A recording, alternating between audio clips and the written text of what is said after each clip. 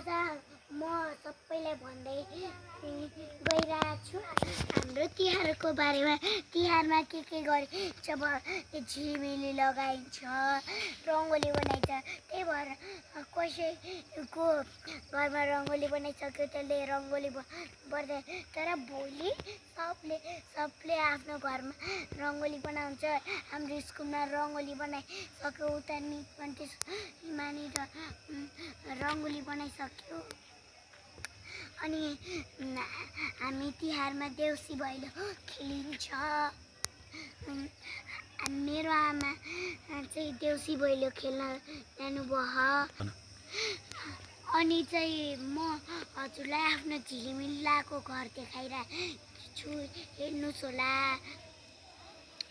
अनि म हजुरहरूलाई सबैलाई यो चक्री खुर्सानी पटा फोडेको देखाइरहेको छु। Guys by by.